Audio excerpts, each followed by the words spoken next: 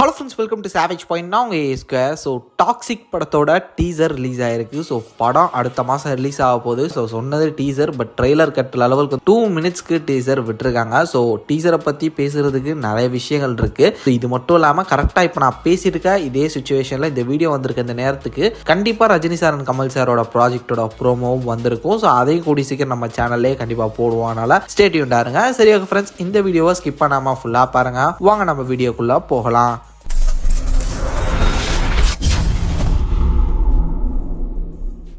Initially toxic படத்துலேருந்து வந்திருக்கக்கூடிய updates, videos இதெல்லாம் பார்க்கும்போது நமக்கு தோணுன விஷயங்கள்லாம் ஒரு வெஸ்டர்ன் ஸ்டைல் ஆஃப் டச் நமக்கு இருக்குது. இது வந்து ஏதோ ஒரு டைப் ஆஃப் கேங்ஸ்டர் ஸ்டோரி தான் அப்படின்றதும் நம்மளால் வந்து பார்த்திங்கன்னா புரிஞ்சுக்க முடிஞ்சுது.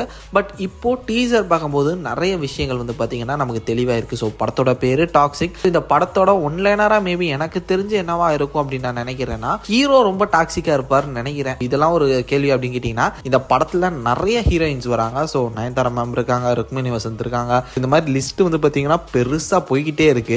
இது போதாதுன்னு இந்த டீசர்லேயே நம்ம கிட்டத்தட்ட 3 வெர்ஷன்ஸ் ஆஃப் யாஷை வந்து நம்மளால பார்க்க முடியுது. ஃபர்ஸ்ட் நம்ம யாஷோட வெர்ஷன் இப்போ ரீசெண்டா இன்ட்ரோ ஆஃப் ராயா அப்படின்னு சொல்லிட்டு ஒரு வீடியோ ஒன்று வந்திருந்தது. ஸோ அது கூட வந்து பார்த்தீங்கன்னா ரொம்ப கான்ட்ரவர்சி ஆச்சு. காருக்குள்ள நடந்த விஷயங்கள்லாம் வச்சு நிறைய கான்ட்ரவர்சியா பேசினாங்க. ஒரு லேடி டைரக்டர் டைரக்ட் பண்ணா இதெல்லாம் வந்து பிரச்சனையா இருக்காது, ஃபெமினிசம் பேசுறவங்கலாம் வரமாட்டாங்க. இதே நாங்க இந்த மாதிரி படங்கள்லாம் எடுத்தோம்னா உடனே ஃபெமினிஸ்ட்லாம் வந்து குமிச்சு எங்களை போட்டு அடிப்பாங்கன்னு சொல்லிட்டு பெரிய பெரிய டைரக்டர்ஸ், மென் டைரக்டர்ஸ்லாம் வந்து பார்த்தீங்கன்னா இதை வச்சு பயங்கரமா பேசி இதை வந்து கிரிட்டிசைஸ் பண்ணியிருந்தாங்க. அது ஒரு தனி கதை. பட் அந்த ஒரு டீசர் பார்க்கும்போது வந்து பார்த்தீங்கன்னா ஷார்ட் ஹேர் வச்சுட்டு லாங் பியர்ட் வச்சுட்டு ஒரு யாஷை நம்மளால பார்க்க முடிஞ்சது. அதுக்கு அடுத்து வேற ஒரு வெர்ஷன் ஆஃப் யாஷை நம்மளால இந்த இதே டீசர்ல பார்க்க முடியுது.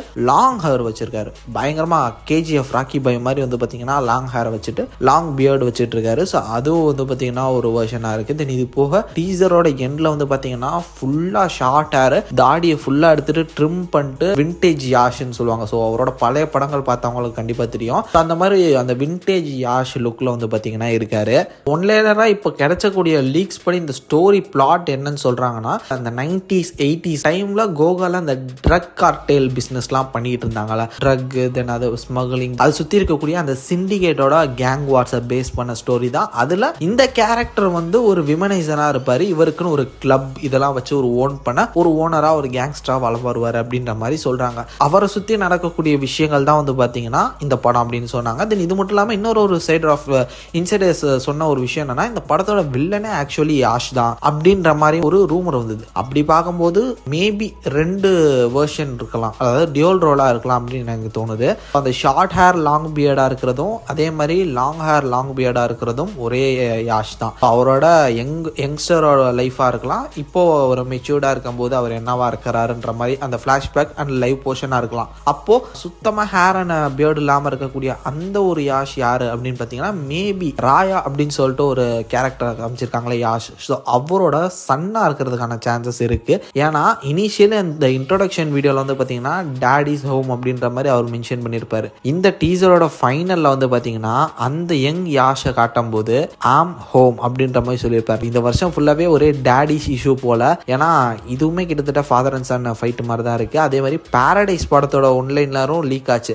அது வந்து டாடி வெர்சஸ் ஸ்டெப்ஸ் அந்த ஃபைட்டு தான் அந்த படம் அப்படின்ற மாதிரி வந்து சொல்றாங்க. அந்த மாதிரி கிட்டத்தட்ட எல்லாமே அது ரிலேட்டடா தான் இருக்குது. ட்ரக் கார்டெல் பிசினஸ் வார். ஸோ இதுல வந்து ஃபேமிலி இஷ்யூஸும் உள்ள வரும் அப்படின்னு நான் நினைக்கிறேன். அவரோட ஃபாதர் ராயா வந்து பார்த்தீங்கன்னா ஒரு ஓஜியா இருப்பார் போல. அவருக்கு நிறைய கேர்ள் ஃப்ரெண்ட்ஸ் இருக்காங்க. அதெல்லாம் பேஸ் பண்ணி ஒரு டாக்ஸிக்கான ஒரு டாக்ஸிக் வார் தான் இந்த படம் அப்படின்னு எனக்கு தோணுது.